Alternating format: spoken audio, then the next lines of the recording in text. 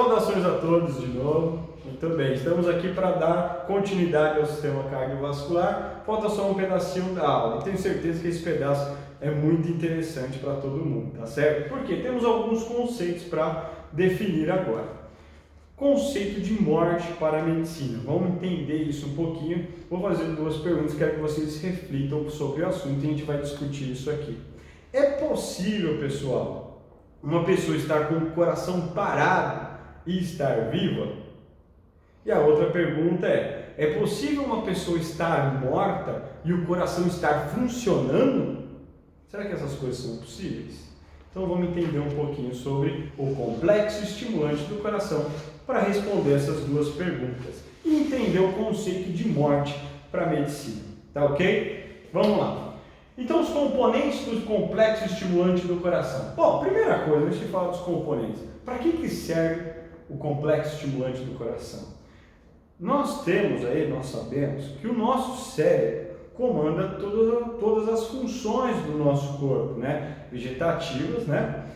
E aí a gente tem a seguinte informação agora, que o coração ele tem uma parte independente do cérebro. Como assim, professor? O próprio coração produz os seus próprios estímulos para funcionar, tá? E essa produção desse estímulo e condução desse estímulo tem um sistema dentro dele que faz isso. E esse complexo, esse sistema que produz e conduz os estímulos necessários para os batimentos cardíacos é chamado de complexo estimulante do coração, onde o próprio coração produz os seus próprios estímulos, os seus próprios potenciais elétricos, tá? Para entender melhor, vamos fazer a seguinte analogia. Quando a gente toma um choque no músculo com aparelhos de estética, por exemplo, o que acontece? O músculo contrai. Então, se o coração produz um estímulo elétrico, onde esse estímulo elétrico for passar, o músculo vai contrair, tá certo? O músculo cardíaco vai contrair, vai entrar em sístole, tá certo? E quais são os componentes desse complexo estimulante do coração? Tá? Acompanha aí. Os componentes são, primeiro, nó sinatrial. O nó sinatrial, com certeza, é um dos mais importantes aqui. Por quê? O nó sinatrial, este cara, aí vocês podem marcar do lado assim, marca-passo. Como assim marca-passo? Esse cara é o marca-passo natural do coração, porque é ele que produz o estímulo elétrico para a condução da eletricidade no coração. Então, o estímulo elétrico é produzido onde? No nó sinatrial. Então, o nó sinatrial é responsável pela produção do estímulo elétrico que vai ser conduzido pelo resto dos componentes, tá certo? Então, vou falar só os nomes dos componentes. Nó sinatrial, feixes internodais, nó atrioventricular, fascículo atrioventricular, ramo direito e esquerdo e ramos subendocárdios. Vamos ver uma figura para melhorar isso aqui. Então aqui está o coração e aqui estão os componentes do complexo estimulante do coração. Então vamos entender como isso funciona. Perto ali da veia cava superior tem um pedacinho do músculo cardíaco que é um pouco diferenciado. Por quê? Estas células específicas nesse local, elas vão produzir um potencial elétrico, um estímulo elétrico. E esse estímulo elétrico vai percorrer pelo coração. Onde o estímulo elétrico for percorrendo, vai ocorrendo a contração do coração.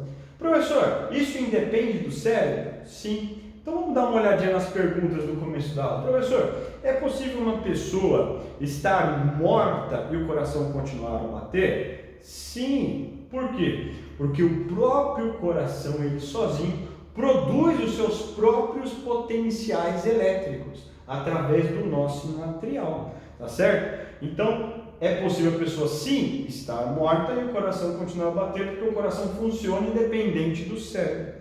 Professor, o que é a morte para a medicina? Se você for pegar no livro de neurologia, você vai ver que a morte está escrito assim lá. A morte é a linha horizontal no eletroencefalograma.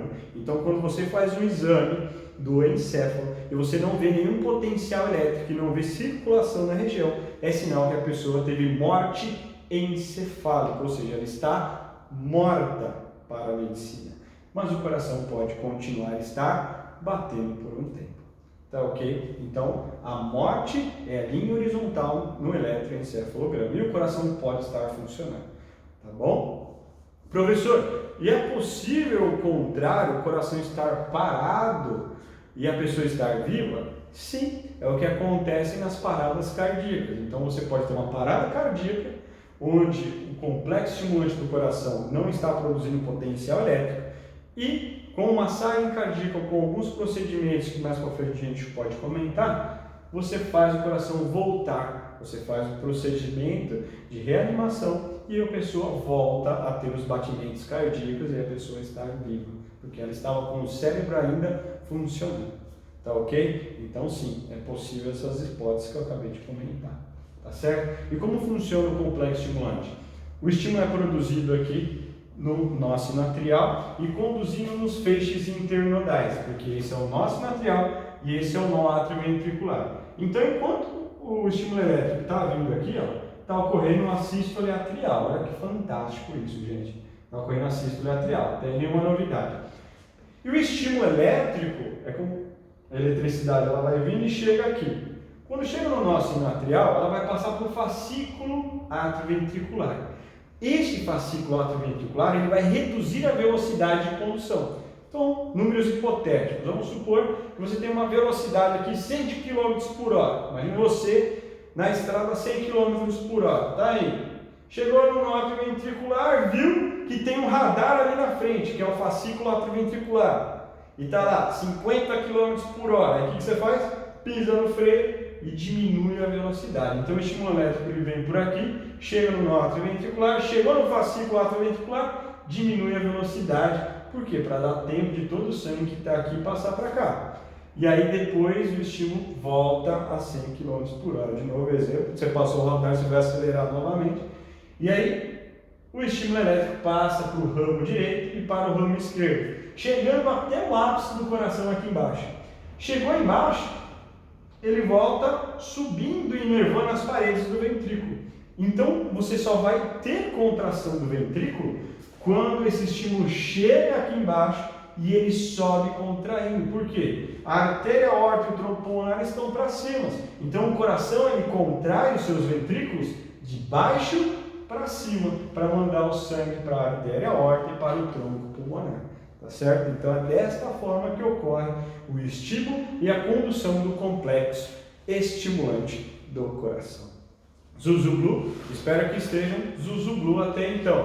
Que eu quero falar um pouquinho agora sobre o infarto agudo do miocárdio. Bem rapidinho, vamos lá, tá certo? O que é o infarto agudo do miocárdio? Nós temos duas artérias importantíssimas que nutrem, levam nutrientes para o próprio coração.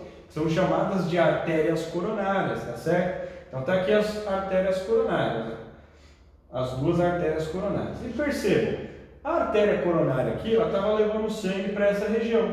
Só que foi interrompido o fluxo sanguíneo aqui.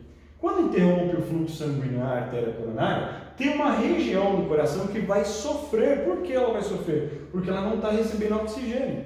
Se ela não receber oxigênio, a célula vai morrer. Se a célula morre, nós chamamos isso no coração, nós chamamos isso de infarto agudo do miocárdio, que é a morte celular do tecido cardíaco, tá certo? Se for no ventrículo esquerdo, um pedaço grande que manda sangue para o corpo todo, é muito mais grave, porque a pessoa vai ficar sem circulação e pode chegar aí a óbito. Quanto mais próximo o bloqueio, a obstrução, pior é o infarto, porque vai pegar uma área maior do coração, tá certo? Agora que pergunta legal, se uma pessoa de 20 anos tem um infarto, uma pessoa de 80 anos tem um infarto, qual tem chance maior de ir a óbito?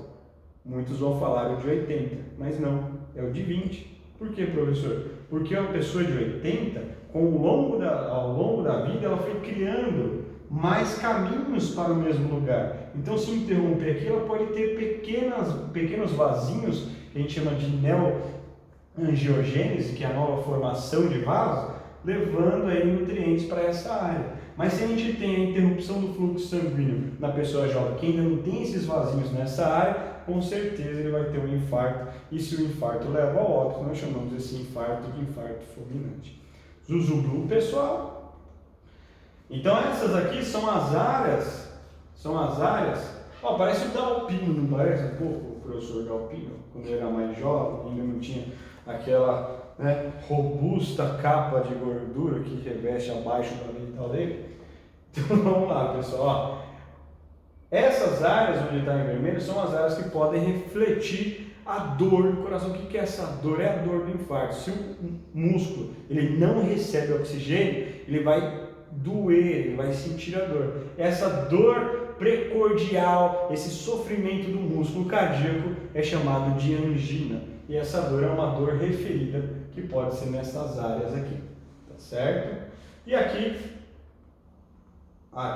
é o processo que ocorre quando você está na FAMESP. É o processo de aterosclerose, que é o entupimento das artérias. Quando você entra na FAMESP, você está lá ainda no primeiro ano, o que acontece?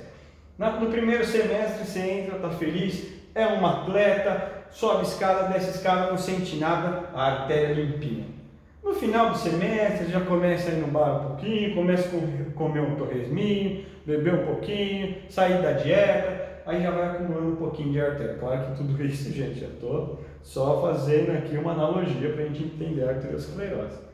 Chega no segundo semestre, as visitas no bar já estão mais rotineiras, o torresminho já é todo dia, é pizza à vontade. O que acontece? Você vai acumulando mais placas de ateroma, de gordura, dentro da sua artéria coronária. Quando chega no terceiro semestre, ou no final da faculdade, o que está acontecendo? Você tem até conta no bar já, o cara te chama pelo nome. O que acontece nessa hora? Entope aqui, ó, você está cheio aqui, ó, o pastel, a coxinha, tá tudo aqui. Então o fluxo sanguíneo, a luz do vaso está muito menor. Se está muito menor, o sangue não vai passar. E aí você tem aqui nessas horas, você começa a subir a escada, já começa a cansar mais rápido. Você dá uma corridinha, começa a sentir uma dorzinha no braço, uma dor no peito, o coração dispara. Por quê? Está faltando oxigênio para o músculo cardíaco, diminuiu o aporte sanguíneo.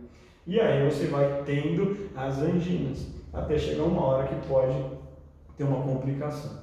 Quais são os tratamentos? Você pode fazer um tratamento medicamentoso, você pode fazer um tratamento específico com o cardiologista, ou também pode fazer aí um cateterismo, que vai ver a real obstrução, quanto que está obstruído o seu vaso. No próprio cateterismo você pode fazer um procedimento, você coloca um splint, que é um instrumento aqui que entra aqui, e empurra essa placa de ateroma. Então, se ela está desse jeito, quando ele abre o splint, ele vai deixar desse jeito. Então, já melhora o fluxo sanguíneo, tá certo? Muito bem. E aí, para terminar, quero falar desse último slide, tá bom? Só para a gente entender as diferenças de artérias e veias. Isso aqui vai para vocês vão ler depois, mas quero que vocês falem quero falar um pouquinho disso para vocês. Diferenças de artérias e veias básicas. As artérias têm a circulação centrífuga, elas fogem do centro. O centro é o coração. Lembra, as artérias saem do coração. Então, circulação centrífuga, manda sangue para fora do coração. As veias, circulação centrípeta. Então, o sangue vem para o coração, chega no coração. As artérias pulsam. Então, elas bombeiam o sangue, você vai sentir o pulsar das artérias. As veias não pulsam, tá certo? As artérias geralmente são mais profundas. As veias são mais superficiais. Isso a gente vai aprender principalmente no sistema linfático. As artérias não contêm bolsas. As veias contêm bolsas. Você tem um menor número de artérias e um maior número de veias, geralmente 2:1. Com exceção dos órgãos eréteis, tá? O clítoris para a mulher e o pênis para o homem. As paredes mais espessas são das artérias. Nas veias, essas paredes são menos espessas, porque a artéria suporta uma pressão maior. E a elasticidade dela é mais longitudinal, das veias é mais transversal. A função das artérias é irrigar, levar o sangue. A função das veias é drenar. E as artérias, como elas vão irrigar e distribuir, elas vão se ramificar. E as veias, elas vão se juntar, elas se coalescem, se juntam para levar o sangue para o coração. Zuzu Blue, espero que tenha esclarecido agora um pouco mais. Depois eu vou deixar algumas atividades na área do aluno e a gente vai conversando, tá ok? Um beijo a todos e até a próxima aula.